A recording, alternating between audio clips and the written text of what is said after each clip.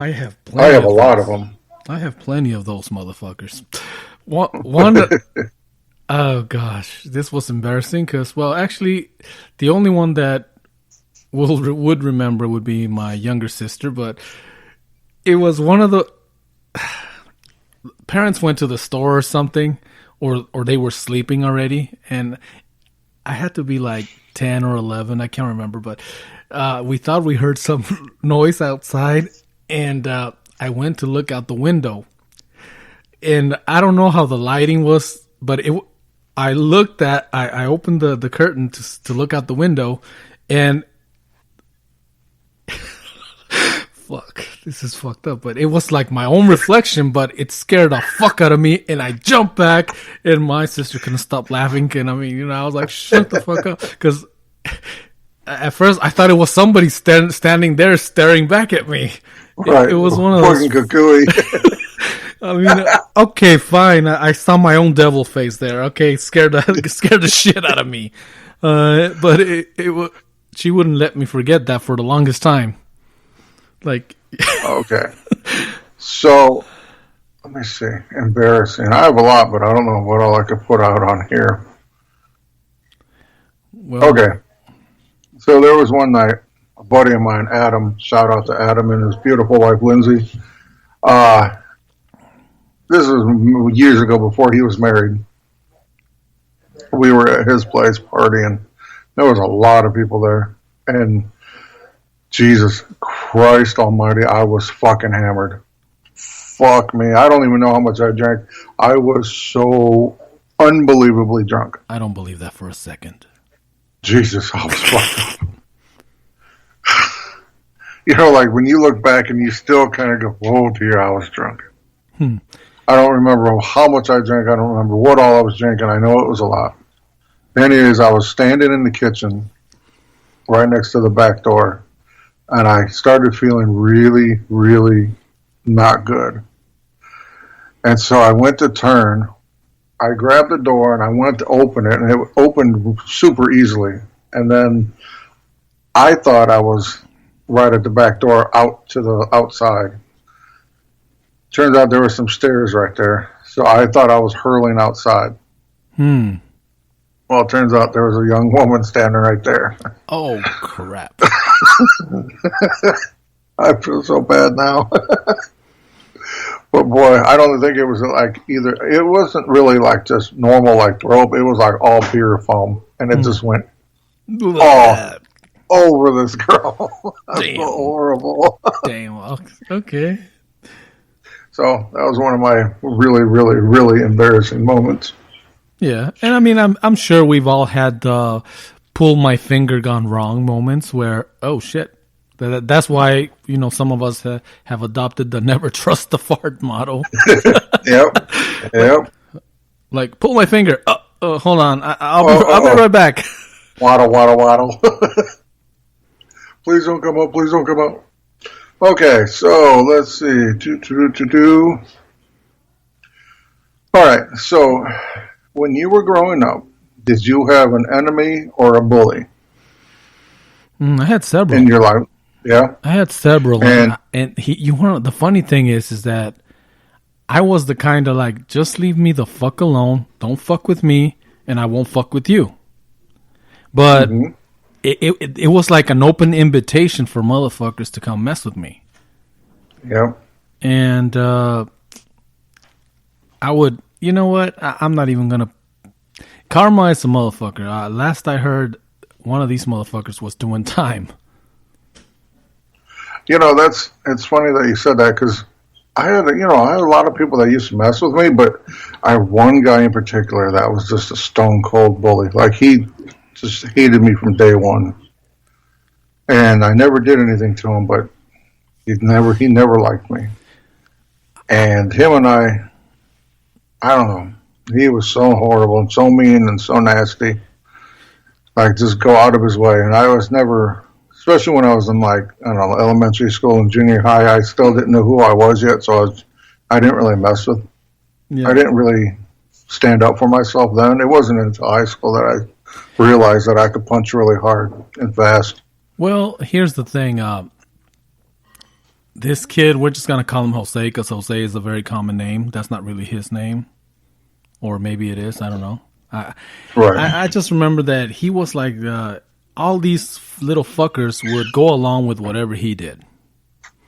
And I remember one time, this is like my junior high. Well, I went through a K through 8 school, but I was in 7th grade. And you know how they used to take us out there in in line, whatever, to go use the restroom. They'd give us like restroom breaks, right, between class. So one of these times, I remember I'm using the fucking urinal, and they decide to push this other little fucker right into me as I was using the fucking urinal. So obviously, I lost my balance. It was one of the old school ones, the ones that went all the way down to the floor. Yeah, right. So I hit the wall there, so there's water running there, plus my own piss and shit, So So of course, I sipped up, turned around, grabbed the motherfucker, tossed him around, and I saw that it was that Jose guy that pushed him. So I ran after that motherfucker, caught him, and and this is after practically all year long of them fucking with me, and I had never like reacted until I went after this motherfucker, and the teacher had to physically remove me, and then they wanted to expel me from school and shit like that because I was a violent kid that was going to end up in jail. And look at you now. Yeah. Well, look at me now. So, yeah, I don't know this guy. I won't say his name, but well, like I said, I changed the name to protect the innocent. Well, he had a whole group of friends that they would do whatever he did. Yeah. Which is normally the way it is with bullies. Yeah. But then, I want to say last year, I found out that he got into drugs real bad. And off air, I'll tell you a little more about it. But it turns out he gotten in an altercation with the police and was shot and killed. Oh, damn. Like I said, most of the people that I had issues with, they're either no longer around, not my doing, or they're doing time. Yeah. And it was the worst one. Yeah, but it was funny because I was the quiet kid. Don't fuck with me. I don't fuck with you. Let me be. I don't mess with you. But it was like an open invitation. I don't know why. But the one time that I said, okay, fuck all of y'all, and I went after this kid, and I was pissed. I mean, because technically I got my own piss and water there from the... I mean, it was like, what the fuck, and anyway. Yeah, I don't know. But I guess that's part of growing up. Okay, So let's move on to some other things. Okay, I don't know if you can remember. I had to look it up because I wasn't 100%. Do you remember some of the favorite albums that came out on the year you graduated?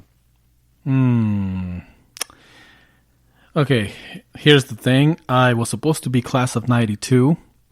I went back my senior year, and they told me that I owed $500 worth of books. And for some reason, $500 seemed like $1 billion at the time. Right. So I freaked out, and I was like, I turned in the books. I'm like, I don't have them. And the counselor was like, well, if you don't pay for the books, you won't be able to graduate. So I was like, well, y'all can go fuck yourselves. And I dropped out. And, hell yeah. And I went and took the GED test. So basically, I got my GED in 1991. So okay. Let's see, 1991. What the fuck was going on that... I can't remember. I would have to look it up. Hold on. I'm going to have to ask Google. Because okay. I already looked it up, so I'll go while you're doing that. I'll talk. So I, too, got my GED.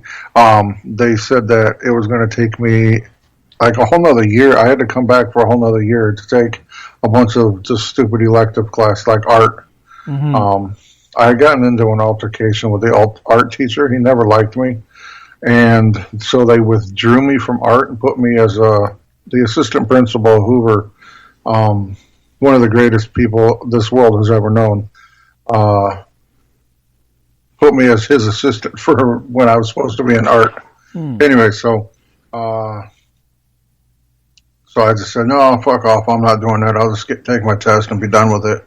So I tested and got it in 93, I want to say. 92 or 93. So I think it was 93. So my favorite albums of the albums that came out in 93. I got 4 of them that I was really listening to, and there's no particular order on them. So I'm just going to read them off. But like I said, there's no order of like more or less. Well, Cypress Hill Black Sunday came out, and I mean, Cypress Hill just changed the game. It changed everything. You know what I mean? Like they were the first of their style. Oh, okay. You there? Yeah, I'm here. Okay. Yeah, sorry, it just got real quiet. So Cypress Hill Black Sunday, and then Snoop Dogg came out with Doggy Style, and how can you not like that? Bow Like, wow wow, seriously. yippee yo, yippee yay. Yeah, okay. You know what I mean? Like Snoop it's just, Dogg's it definitely works. in the house. Yeah. All right. And then Metallica live shit, Binge and Purge came out, and I was a huge Metallica fan. So for their live albums to come out, it was really crazy because it came in this big box or this big VHS case, and I don't know. I think there was 4 or 5 VHS tapes, and then 3 CDs. I want to say 2 or 3 CDs.